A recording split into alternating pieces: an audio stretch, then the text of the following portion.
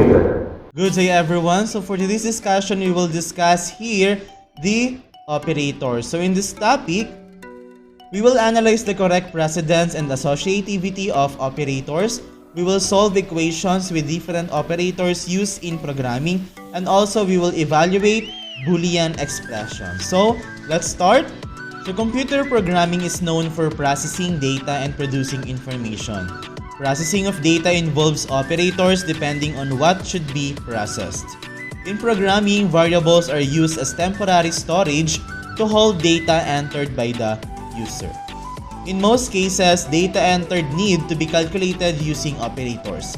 A combination of values, constants, variables, operators, and functions is called an expression. In this lesson, you will learn how to create expressions and how they are evaluated by the program. That is why creating expressions in a program is very crucial, because in programming, different operators are used to process and evaluate data to produce another value. In programming, different operators are used to process and evaluate data to produce another value. That is why creating expression in programming or in a programming is very crucial. Imagine what will happen if the programmer used an incorrect operator in an expression. What if a wrong operator was used in banking software, voting system, healthcare system, or in your grading system? That will surely produce an incorrect result. So let's start with the definition of operator. An operator is a symbol used to tell the program that a calculation is to be performed. Operators are combined with operands to produce new values or information.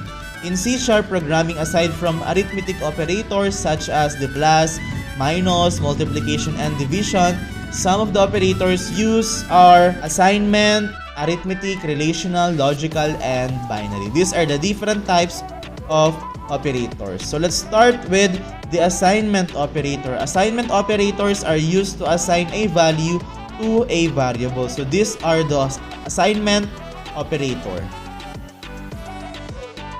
So let's have an example. Variable is equals to a value, or a is equals to 5. This statement assigns the value of 5 to variable a.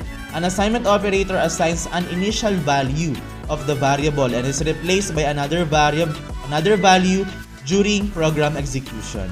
Assignment operators can also be entered in short forms. The expressions a is equals to a plus 1 is similar to a plus equals 1. Assignment by addition, assignment by difference, assignment by product, and assignment by quotient are called shorthand assignment operation. So that's the assignment operator.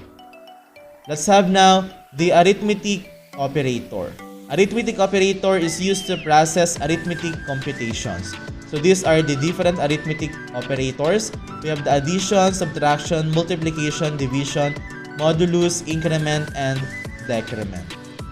Syntax, example syntax, the variable is equals to operand, then operator, then operand. Example is a is equals to 11, b is equals to 5, then c is equals to a plus b. The variable a is assigned with a value of 11, and variable b is assigned with a value of 5. The sum of a and b will be assigned to the variable c. In this example, the arithmetic operator is used to compute for the sum of a and b and store its value to variable c. The operations of addition, subtraction, multiplication, and division literally correspond with their respective mathematical operators. The only one that you might not be used to seeing is modulus, whose operator is the percentage sign. Modulus is the operation that gives the remainder of a division of two values. So that's the arithmetic operator. Let's have the equality operator. The equality operator is the operator that provides a comparison of two or more operands. It returns either a true or false value. Now, the program below evaluates a variable, string, or integer and produces a Boolean value. Aside from the number comparison, the equality operator can also be used in string types. It compares the value of the string of the line 1, of the line 2, 3, and 4, where the values of A, B, and C are variables are all 3. The values are compared in line 6, 7, and 8. So, it will generate the value of false, true, true, and true. The next one is the relational operator. The relational operator is used to compare two or more operands. Its result is a Boolean value which can be true or false. So we have here the different relational operators, and let's evaluate some examples using the relational operator on variable comparison. 9 is equals to 5 is evaluate to false. 9 is greater than 4 is evaluates to true. 5 is not equals to 2 is evaluate into true. 9 is greater than or equals to 9 is evaluated to true. Then 9 is less than 9 is evaluated to false. Now, let's have the relational operator on expression comparison. Suppose that x is equals to 2, then y is equals to 3, and z is equals to 6. X is equals to 5, evaluates to false since x is not equal to 5.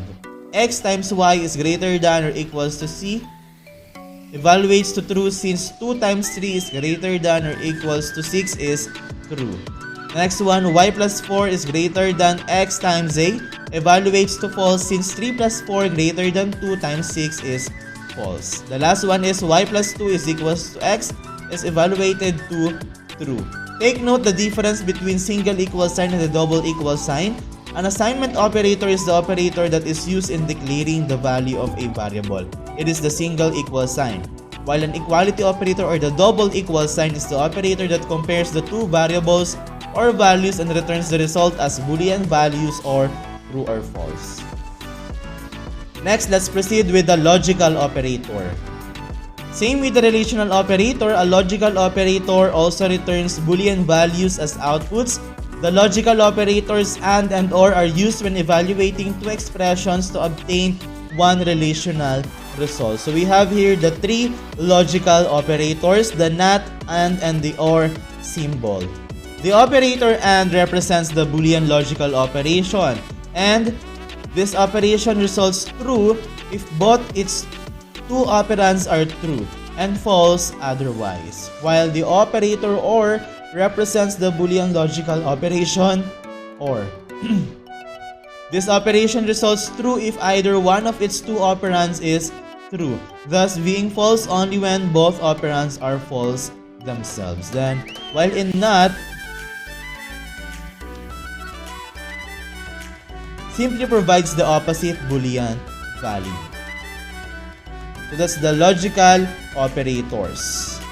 Arithmetic operations of addition, subtraction, multiplication, and divisions correspond with their respective mathematical operators. Modulus is the operation that gives the remainder on a division of two values. Its operator is the percentage sign.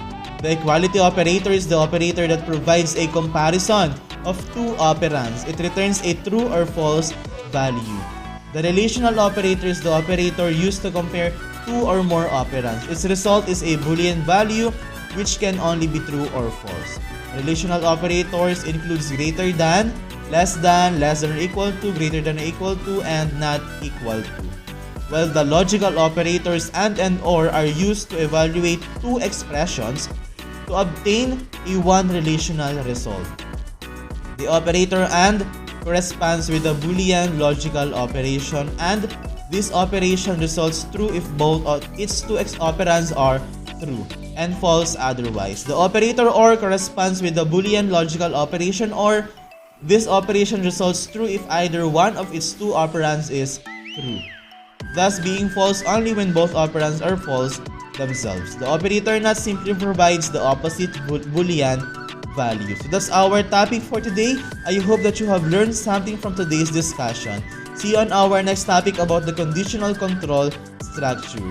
Goodbye and God bless.